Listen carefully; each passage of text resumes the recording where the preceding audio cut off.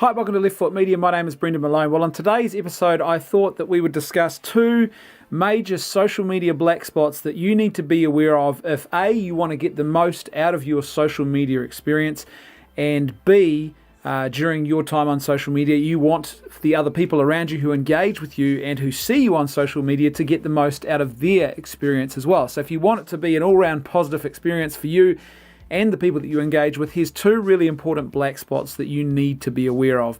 And they're very common, by the way. The first one is what is known as social comparison. This has been a long researched effect, but social media has really amplified this. And basically, I guess the best way to describe it is that if you spend a lot of time on social media, there can be a real tendency to fall into the trap of comparing yourself to what everyone else is posting, because effectively, oftentimes what happens on social media is it becomes a whole slew of, hey, look at me type postings. And there's that old adage you might have heard that with social media, it's about show the best and hide the rest. But we forget that, and we see people putting up the best and hiding the rest, and we think that their lives are perfect. We think that they've got it all together. We start to get a bit envious or a bit jealous of their successes or the things we see in their life that we think we're missing out on. And so the social comparison effect can begin to cause depressive tendencies in people. So if you spend a lot of time on social media, this can become a real problem. Constantly looking at what other people are posting about their lives, the type of content they're posting, the things they're doing, the places they're going, how their family's going, the pictures of their kids. Everything can start to take on this sort of perfect persona, and we start to feel that we're not measuring up. And so you can easily see why anxiety and depression can start to creep in if you spend a lot of time on social media. Now, social media is obviously not the cause of the depression.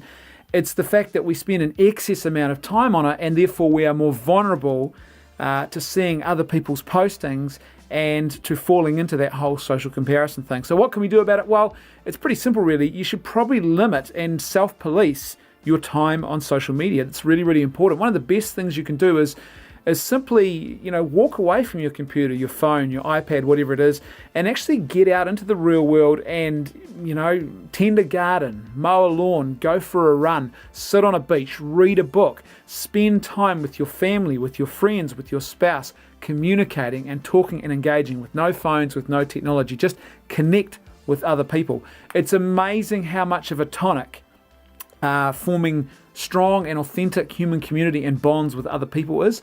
And something else that's really good is just some basic manual labor. Like I said, getting out and mowing a lawn or working over a garden. It's quite an effective form of therapy, and it helps to take your mind away from some of those issues. So excessive time on social media really can be a bit of an issue here. The other thing to be aware of course, is that we're in this whole knowledge wave economy thing now. Everyone's talking about the knowledge wave and how you need to know all about technology and you need to be in the knowledge wave.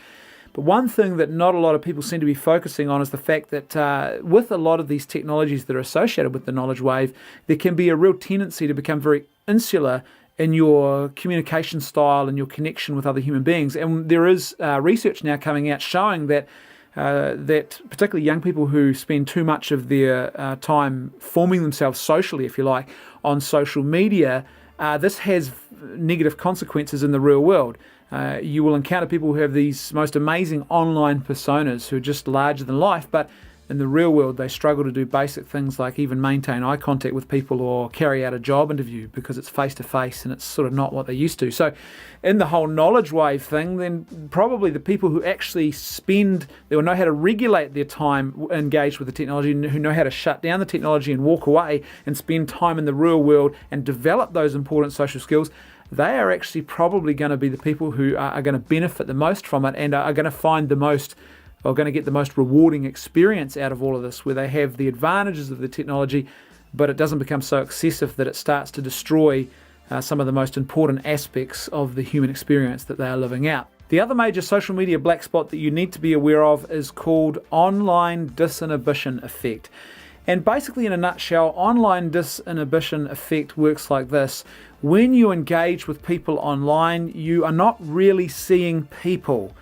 You are engaging with people, but you're not seeing the person. They're not sitting there in front of you. You don't hear their voice.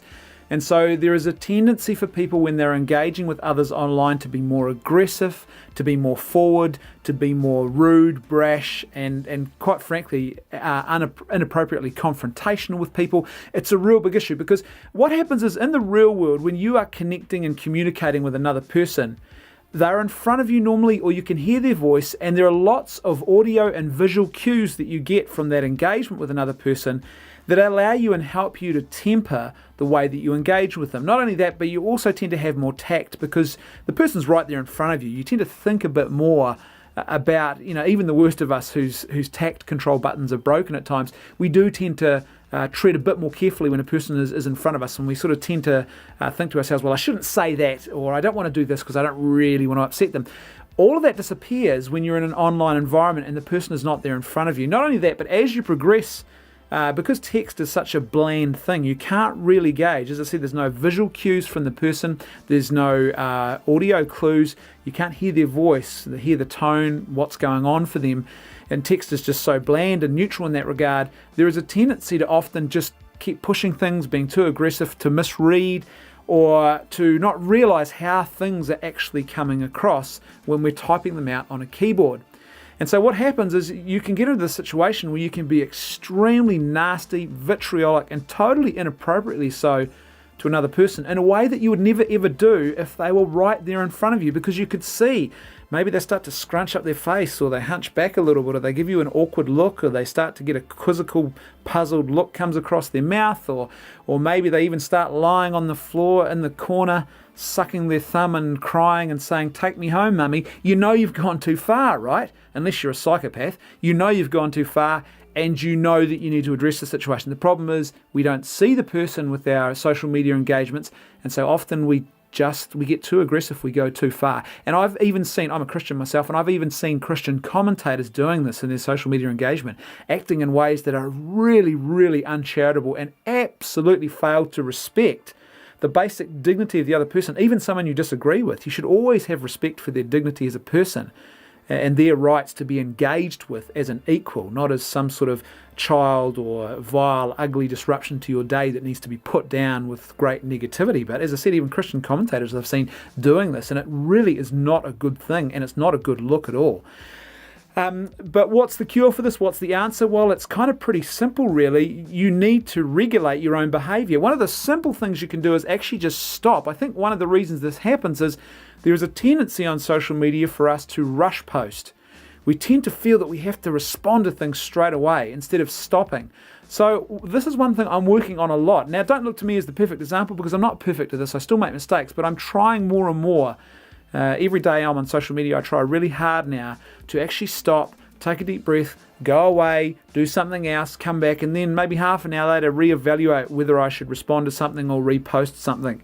And what I've found now more and more is that in actual fact, by giving myself that break, when I come back, I realise, yeah, this isn't contributing anything positive, or yeah, this is a bit over the top. In fact, just last night I sat down to record this latest episode for Left Foot Media, and I recorded it. I began the editing process. I was probably about an hour and a half into it, and then I stopped and I thought about what I had in front of me, the content. I thought, yeah, I don't really want to post this, because it wasn't bad or vitriolic or anything. It just felt like it was a response to something, and I just felt like it wasn't really contributing anything too positive. I didn't just want to be another dissenting voice. I wanted to bring something positive to the table, so I deleted all of the footage. I got rid of all my editing. I shut down my computer. I went away and I said, I'm going to come back today and I'm going to record another video on this particular topic that I've been thinking about for a while. And so it just seemed like a prime opportunity to do that and to add something positive, rather than to be part of that cycle of negativity. Now, you've just got to have that, and a big part of it, as I said, is actually giving yourself time to walk away and evaluate what you're doing. Don't just rush post things. The other thing that I think that tends to happen on social media is we tend to get a messiah complex a lot. We tend to think that we have to post this, we have to engage with this, we have to argue at this point, because otherwise the world will go to hell in a handbasket, and we start to think of ourselves as like an online Jesus. I'm here to save the world, and if I don't do it, then nobody will. No, that's not your job. Your job is not to save anybody. Your job is not to save the world. So don't think of yourselves in those terms. If you do that, if you start to think of yourself in a more balanced way, you're less likely to just go rushing into things and feeling that you need to constantly engage, which adds to the rush factor. The other other thing too that we're all pretty poor at really is evaluating when our reasoning is not so good.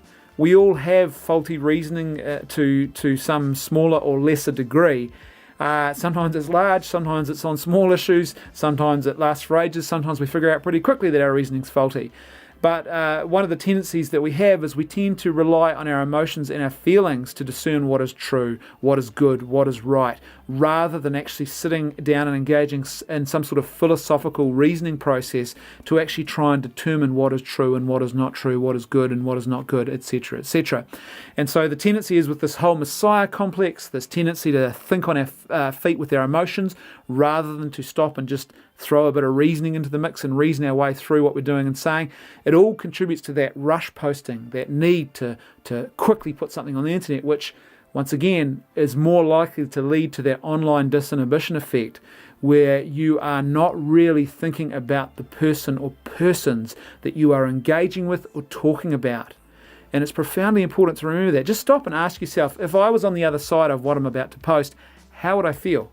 Stop and picture some of your friends who might not politically agree with you. I do this a lot more now, and I think, what would they think if they saw me posting this? Or what would they think of this comment?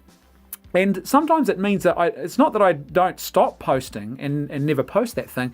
Sometimes it just simply means that I change the tone of my comment and phrase it with more of a question, or just tone it down a bit and don't make it so vitriolic, so confrontational. It's not about winning. It's not about saving the world. It's not about fighting an enemy.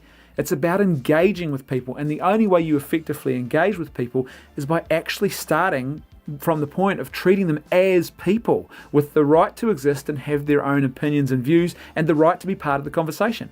And often that gets lost when we get so vitriolic and we tend to get into that online disinhibition effect in the way that we talk about people and issues. So there you go. There's 2 black spots that you need to be aware of on social media. Really important stuff. If you spend a lot of time on social media or any time on social media, these are important for not just for you and your own personal well-being, but also for the other people around you that engage with you. And I think if we could all spend a bit more time thinking about the way we engage, and also a bit more time regulating the actual amount of time we spend online and social media and what we do when we're on there, I think it would definitely be a far more enjoyable experience for all of us. Thanks for watching. I'll see you next time on Left Foot Media.